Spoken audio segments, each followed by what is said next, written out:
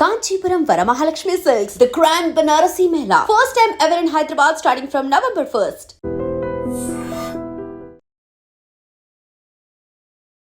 నమస్కారం, welcome to I dream. నేను మీ సంగీత.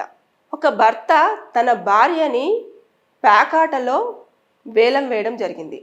అసలు ఏం జరిగింది, ఎక్కడ జరిగింది అనేది మనం వివరాల్లోకి వెళితే, ఇది ఉత్తరప్రదేశ్లో జరిగిన సంఘటన.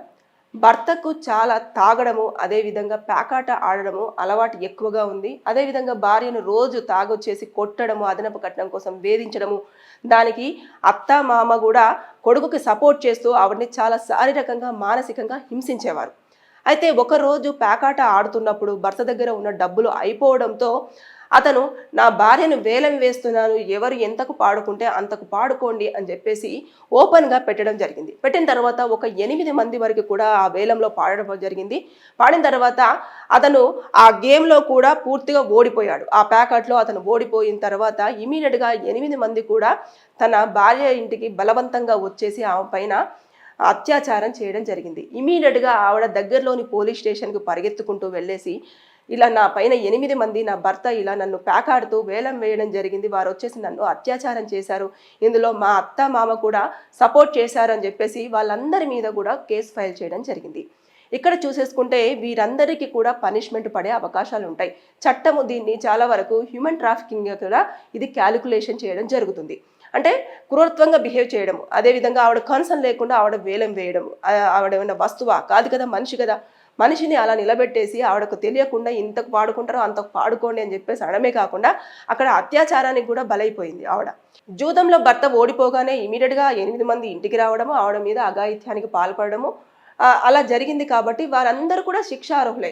కాబట్టి వారికి 7 నుంచి 10 సంవత్సరాల వరకు కూడా జైలు శిక్ష పడే అవకాశాలు ఉంటాయి. దాంతోపాటు ఫైన్ విధించే అవకాశం ఉంటుంది. దాంతోపాటు ఆవిడని వరకట్నం కోసం వేధించారు కదా అత్త మామ వాళ్ళకి, అంతేకాకుండా హస్బెండ్ కూడా హింసించడము, మద్యం తాగొచ్చేసి జూదంతో ఇవన్నీ కూడా శారీరకంగా మానసికంగా ఇబ్బంది పెట్టాడు. కాబట్టి అవన్నీ సెక్షన్స్ కూడా అట్రాక్టివ్ చేస్తారు. కాబట్టి లైఫ్ ఇంప్రిజన్మెంట్ కూడా పడే అవకాశాలు ఉంటాయి.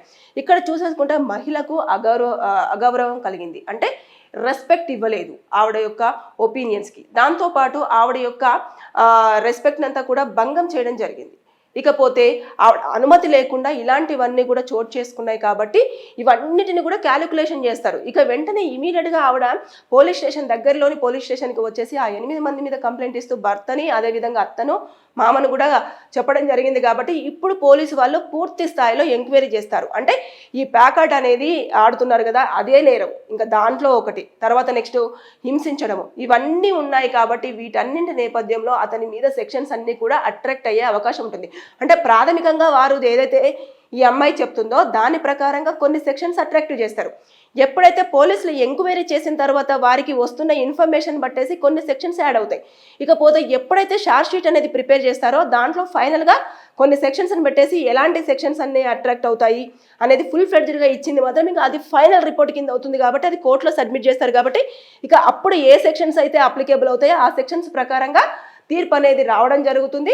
వారికి తప్పు చేయకపోతేనేమో వారు ఎవిడెన్స్ సబ్మిట్ చేసుకోవాలి. తప్పు చేస్తే మాత్రం ఖచ్చితంగా పనిష్మెంట్ పడే అవకాశాలు ఉంటాయి.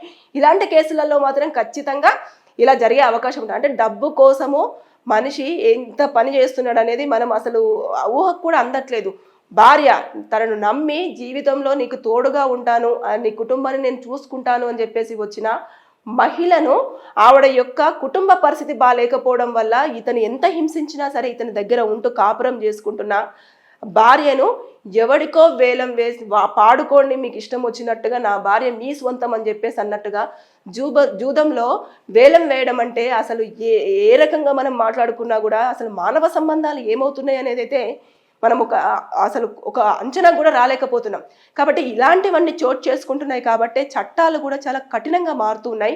పనిష్మెంట్స్ అనేవి కూడా ఇమీడియట్గా రావడం జరుగుతుంది. కొన్ని ఏళ్ల పాటు అనేది ఈ మధ్య కాలంలో ఉండట్లేదు. ఇమీడియట్గా ఒక 1 year 2 yearsలోనే ఖచ్చితంగా పనిష్మెంట్ అనేది పడిపోయే అవకాశాలు కనిపిస్తూ ఉన్నాయి. కాబట్టి ఇక్కడ చూసేసుకుంటే వీరికి కూడా శిక్ష పడిందనుకో లైఫ్ ఇంప్రిజన్మెంట్, అంటే జీవిత ఖైదు, యావజ్జీవ కారాగార శిక్ష పడే అవకాశాలు ఉంటాయి. ఇంకా వాళ్ళు జైలు నుంచి బయటకు వచ్చే అవకాశాలు కూడా ఉండవు. ఇక్కడ అత్త కూడా ఆడమ్మాయే అయినా సరే ఇక్కడ కోడల్ని ఇంత ఇబ్బంది పెడుతున్నా సరే సపోర్ట్ చేసి కొడుకుకి సపోర్ట్ చేస్తూ నా కొడుకుని ఇలా అంటావా అలా అంటావా అని చెప్పేసి కోడల్నే హింసించడం తప్పించి ఇలా చేయడం అనేది చాలా వరకు ఇప్పటికీ కొన్ని ప్లేసెస్లలో ఇలా జరుగుతుంది కాబట్టే చట్టాలు అనేవి ఎప్పటికప్పుడు కొత్తగా జడ్జిమెంట్స్ ఇస్తూనే వారికి పనిష్మెంట్స్ ఇస్తూనే తీర్పులు అనేవి తొందరగా వెలువరచడం అనేది జరుగుతూ వస్తుంది. కాబట్టి దయచేసి ఎప్పుడైనా సరే ఇలాంటివి చోటు చేసుకుంటున్నప్పుడు తెలిసినా సరే మీ దృష్టిలో ఉన్నా సరే పోలీసులకు ఇన్ఫర్మేషన్ ఇవ్వండి, వారిని కాపాడిన వారు అవుతారు.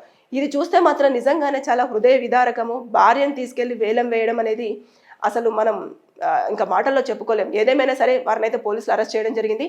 ఖచ్చితంగా వారికి శిక్ష అయితే పడడం ఖాయం. Thank you.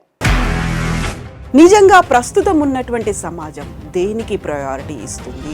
ఆర్థిక సంబంధాల చుట్టూ మాత్రమే తిరుగుతుంది. మళ్ళీ ఎన్నికలంగానే చాలా విరక్తి కలుగుతాను. మంచి అనిపిస్తుంది కదా, లేడీస్ కూడా ఛాలెంజింగ్ జాబ్స్ చేసినప్పుడు చాలా బాగుంటది. ట్రాఫిక్ అసిస్టెంట్స్ గా నియమించిన ట్రాన్స్జెండర్స్ అందరితో సాల్యూట్ చేయించుకుంటున్నారు. ఫుడ్ డెలివరీ ఇవ్వటానికి వెళ్ళినటువంటి డెలివరీ బాయ్ అనిల్ పై కళ్ళ ముందు